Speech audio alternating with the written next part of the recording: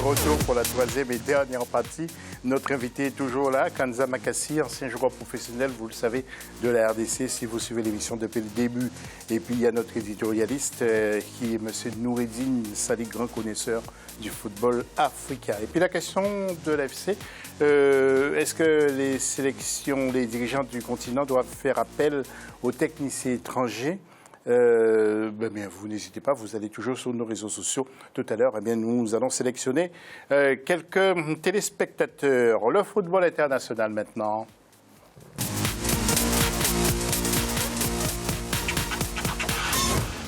Et vous savez qu'Africa 24 va partout sur le continent, sur le globe. Donc là, cette fois-ci, nous allons partir du côté du Qatar.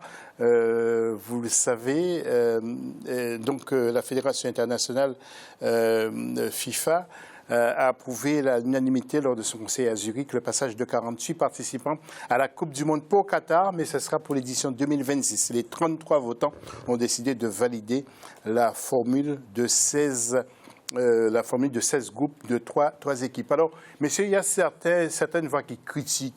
Vous, Makassi, vous êtes pour qu'il y ait 9 à 10 équipes africaines en Coupe du Monde? Il ne faut pas hésiter, allez-y direct. Plus il y en a, mieux c'est. Hein. Ah ben oui. Pour moi, je suis tout OK, moi. Oui. Oui, vous, Noureddine, vous sous-estimez la valeur, vous ou pas? Vous dites qu'il faut, et c'est ainsi qu'on va s'améliorer au fur et à mesure? Qu'on va s'améliorer pour aller en Coupe du Monde, non. Moi, c'est le contraire. Et j'ai déjà, dit ce que je pense sur le sujet, c'est que pour aller faire de la figuration avec 9 ou 15 ou 20, on a en Coupe du Monde, c'est pas mon but, moi, personnellement. Il faut que cette nouvelle direction avec Ahmad met le paquet d'abord pour promouvoir, pour développer nos équipes et nos infrastructures. Et les équipes, ils sont là. On voit très bien qu'on a du talent. Et si on met le paquet pour monter notre niveau d'abord sur le continent, j'espère qu'on va, je pense aussi qu'on va aller, pas faire de la figuration, mais présenter un bon football de notre continent. Et si maintenant, ces 10 équipes sont prêtes maintenant à ne pas faire figuration, à participer, à faire justement, à montrer bonne image de l'Afrique, pourquoi pas mettre les 10? Tout à fait. Alors, dès 2022, M. Infantino, justement, va tâcher de promouvoir, justement, le football du monde entier. Alors, il va profiter, justement, de cette Coupe du Monde au Qatar. Écoutez plutôt un extrait de la conférence de presse qui tenait il y a quelques mois de cela. El fútbol creo, esta fuerza de dar positividad a la gente. Y por esto, le football a la force de donner de l'optimisme aux gens. Ce projet éducatif qui a été lancé ici à travers une éducation du football apprend à gagner, à perdre et apprend aussi de nombreux aspects de la vie. C'est un projet très intéressant. Es un proyecto de verdad muy apasionante y muy interesante.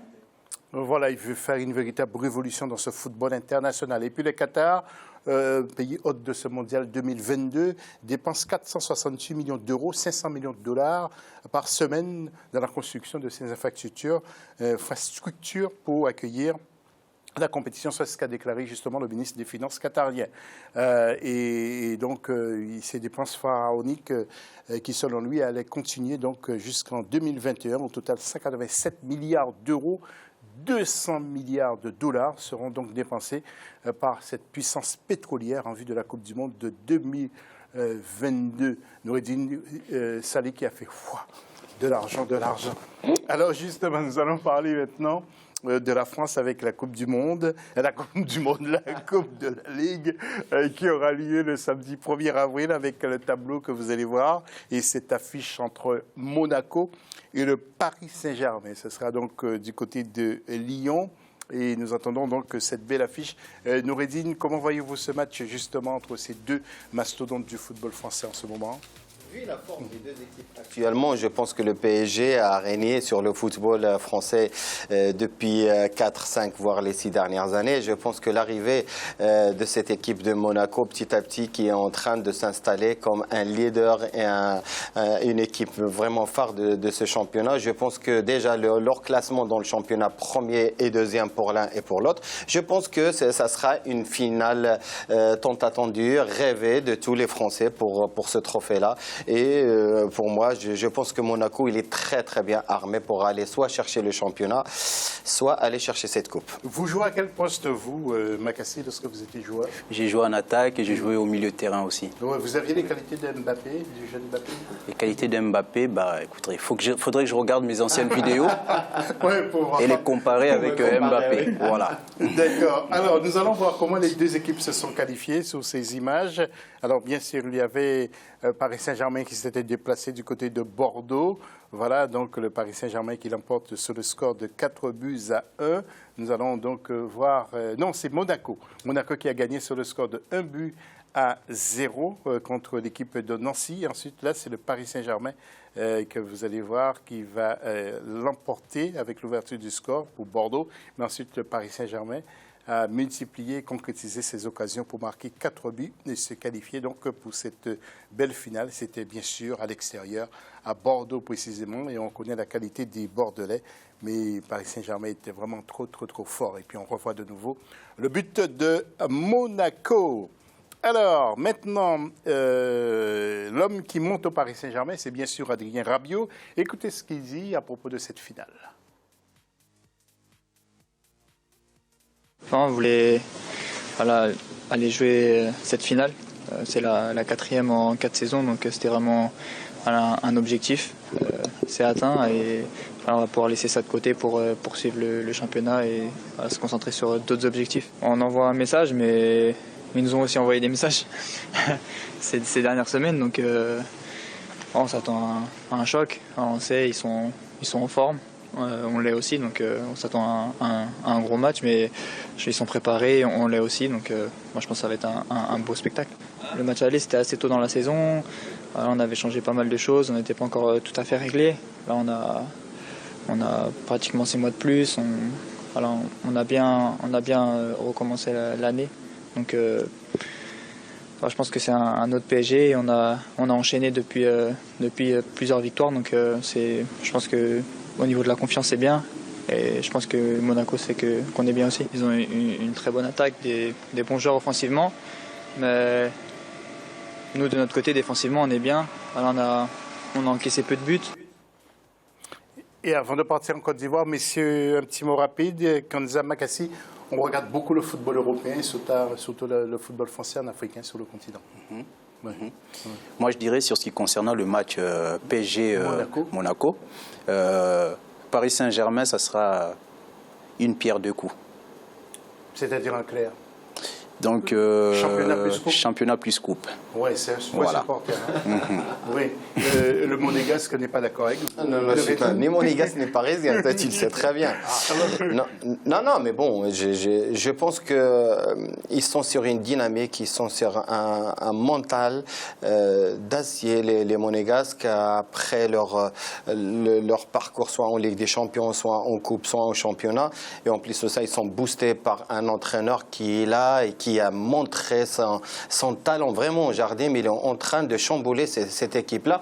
Paris, c'est Paris. Hein. Je n'ai pas dit avec ses stars, mais là, il y a des doutes après 2-3 contre-performances. Je pense que Monaco est très bien armé et placé pour gagner ce match-là. Ce n'est pas contre Paris que je dis ça. Hein. Et surtout, notamment, la défaite contre le Barça. Nous allons partir en Côte d'Ivoire. Tiens, il y a Olivier Conan qui nous attend. Alors, Olivier, Marc Wilmotte, nouvel entraîneur. Voyons ce sujet de notre correspondant permanent, Olivier Conan. Un nouvel entraîneur pour les éléphants de Côte d'Ivoire. Marc Wilmotte a été choisi par la FIF, Fédération ivoirienne de football, pour remplacer Michel Doussouye. Ce dernier a démissionné après l'élimination au premier tour de la Côte d'Ivoire à la Coupe d'Afrique des Nations. La nomination de l'ancien sélectionneur de la Belgique est accueillie favorablement par la population qui estime qu'il doit refaire l'unité des joueurs. Il a qu'à bien suivre les joueurs. Maintenant, pour les entraînements, c'est-à-dire qu'il faut que les joueurs s'entendent. Parce qu'il est comme le papa des joueurs. Donc il doit tout mettre en œuvre pour que les joueurs s'entendent. Parce que s'ils ne s'entendent pas, ils ne peuvent pas faire de bons matchs. Si tu ne joues pas à l'extérieur comme les pays européens, on ne t'appelle pas en équipe nationale. C'est un gros problème qu'on a négligé. C'est ce qui nous a rattrapé aujourd'hui. Quand on regarde les académiciens qui ont passé, on sait qu'ils ont été formés surtout en Côte d'Ivoire d'abord, avant de partir. Mais cette formation qui a été faite a été laissée après. Voilà la conséquence qui est tombée sur nous. Pour les spécialistes, Marc Wilmotte est un homme de caractère avec une forte personnalité. Il doit transmettre aux joueurs l'esprit de gagneur. Si on ajoute un peu son parcours avec la Belgique en 2014 et en 2016, on peut dire qu'il a quand même un vécu de construction pour les équipes internationales. Là où il a pêché avec la Belgique, c'est son schéma tactique.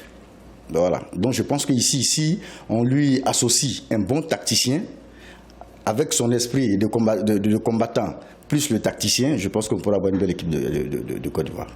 Marc Wilmotte arrive précédé par une polémique sur sa désignation. La fédération a écarté les 4 finalistes sur 59 prétendants pour choisir Marc Wilmotte qui n'avait pas fait acte de candidature pour entraîner les éléphants de Côte d'Ivoire.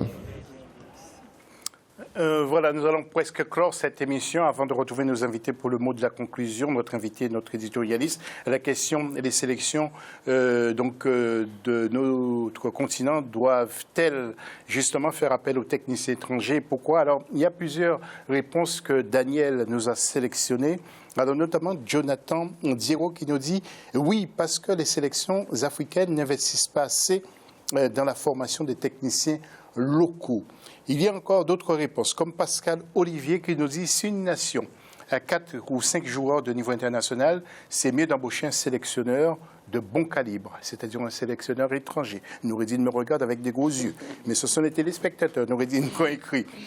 Alassane Tine qui nous dit l'Afrique a de bons techniciens, exemple Aliou Cissé, Florent Ibengue ou encore François Zaroui. Et puis dernier téléspectateur sélectionné par Daniel, c'est Pigaille qui nous dit les étrangers ne font que bouffer l'argent des sélections nationales. Ah bon? Vous y croyez, vous? Ils ne font que bouffer l'argent ou ils font un bon boulot? Ben, ça c'est une question. Personnellement, je ne pourrais pas te répondre à ça. Il ne faut que bouffer de l'argent, c'est tout à fait normal. Alors. Je ferais plutôt joker, mais je pense que tout travail mérite un salaire. Voilà. Oui, tout travail mérite un salaire. Voilà. Vous êtes pour les techniciens étrangers sur notre continent? Ils viennent pour bouffer de l'argent des Africains. Ce n'est pas eux qui sont venus, c'est les Africains qui les ont ramenés. C'est de la faute aux fédérations aussi.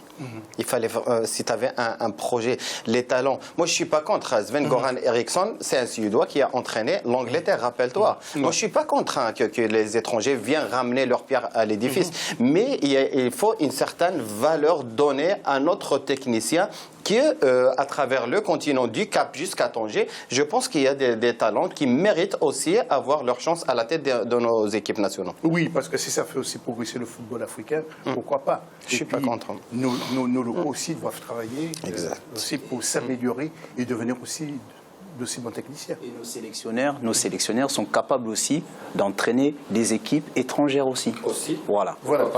Finalement, vous n'avez pas pris votre joker. Hein. Vous l'avez dit. Merci en tout cas d'être venu dans cette émission. Merci aussi à tous ceux qui nous ont suivis.